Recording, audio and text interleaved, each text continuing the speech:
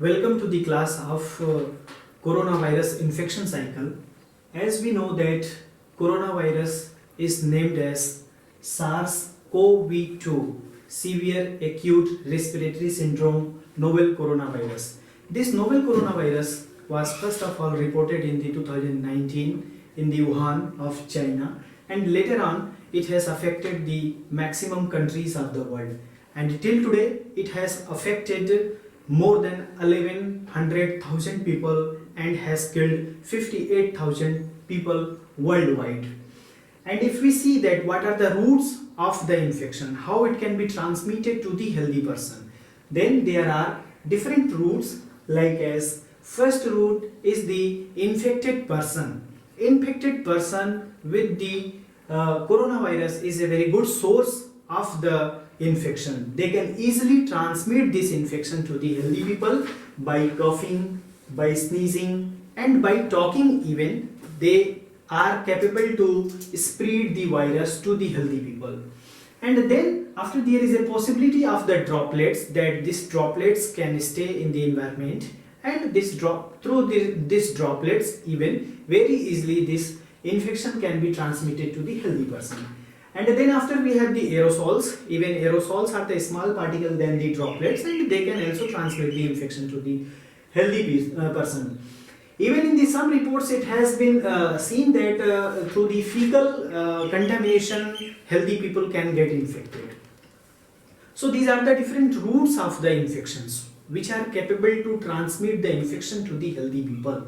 Now we will see that how this coronavirus, when it will enter to the healthy people, then after getting entry into the healthy people, how it can going to damage the healthy people system, how it can going to cause the development of the disease, how it is going to develop the disease into the healthy human being.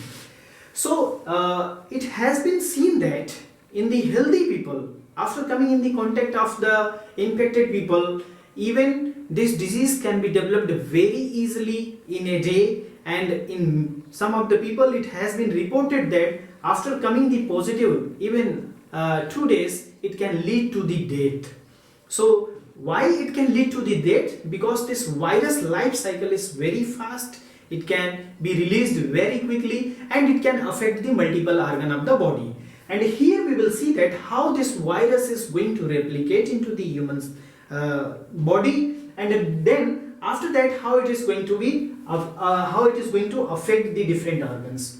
So this is the structure of the lung. Actually this virus is coming into our body through the nose and mouth, and after that it will enter into the lungs. So in the lungs we are having the alveoli. This is a cellular part of the lungs, and inside this alveoli this virus will enter to raise the infection so that it can stay, it can replicate, it can multiply, and then after it can spread the infection, it can develop the disease. So here when it is coming to the alveoli, as we know that in our body we are having the protection system. So as a result of the protection system in our body, we are having the neutrophil cells, we are having the macrophage cells. So these cells will come into the action and they will try to fight with this new virus. So these cells will be releasing certain cytokines. So as a result of the multiplication of the virus, you can see here, this is the structure of the cell, one alveoli cell, one cells, and in these cells this virus are going to multiply. So here we can see in the detail that how this virus is going to be replicated in the cells. We can see the life cycle of the virus. So we are having a receptor which is called as ACE2, angiotensin converting enzyme 2. So this is a receptor, and through this receptor this virus is going to actually enter into the cells. And as soon as this virus will enter into the cells, we know that this is a positive strand of the RNA, single-stranded RNA. So this single-stranded RNA is going to be converted into the protein by the process of the translation with the help of the different proteins, and then we are having the proteases. These proteases will convert this protein into the another regulatory proteins, and inside this we are having the RD-RP, RNA dependent RNA polymerase. With the help of this enzyme, this RNA, single copy of the RNA is going to be converted into the multiple copies of the RNA. Then after, these multiple copies of the RNA and the proteins are going to be conjugated with each other, and this process is actually called as virus assembly. And through this process, through this assembly process, this virus is going to multiply very vigorously, and after this process we will get the multiple number of the virus. So you can see here, through these cells multiple number of the virus will be released. So to protect us from this virus, we are going to release the different types of the cytokines through the different immune cells, like as macrophage cells, like as the neutrophil cells, which are coming at the site of the infection into the alveoli. And as a result of this reaction, we are going to release the IL-1, interleukin 1, IL-6, interleukin 6, TNF alpha. These are the name of few cytokines. We are also releasing different type of the cytokines and chemokines. And here you can see what is happening actually in the alveoli. So as a result of this virus multiply and fighting with the immune cells, we are going to develop the fluid. These fluids are going to be accumulated in the alveoli, and we are going to develop the alveolar edema.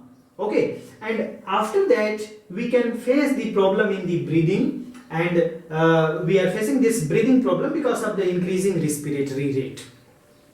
And as a result of this cytokine secretion by the immune cells and by the multiplication of this virus, we are releasing multiple factors, chemokines and cytokines. And these chemokines and cytokines, when we are releasing, so it will develop a cytokine storm. And this cytokine storm is going to affect the multiple organs of our body.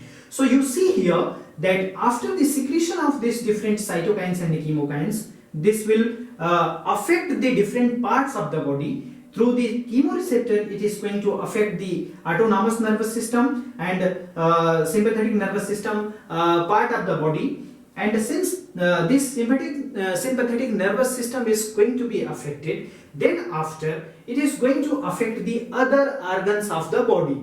So in our body we are having the central nervous system. So this viremia, when we are increasing the viremia, this cytokine storm, because of this cytokine storm, this sympathetic nervous system is going to be affected, and then after it will affect the brain, and after that we may develop the fever. It is affecting the central nervous system, it is affecting the kidney, that will lead the renal failure even in the high viral load cases. It can affect the liver. By affecting the liver, it is affecting the digestive system, and it can affect the heart of our body, and by that it is affecting the circulatory system, and it will also lead the vasodilation process.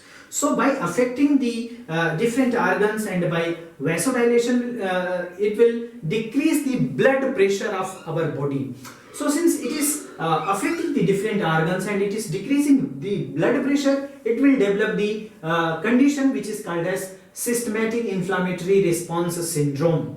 And because of this, it can affect the multiple organ, and we may develop the multiple organ failure. So in this way, actually this virus is damaging our different parts of the body, and it is leading to the death of the human being. So this is the life cycle or infection cycle of SARS-CoV-2. Thank you.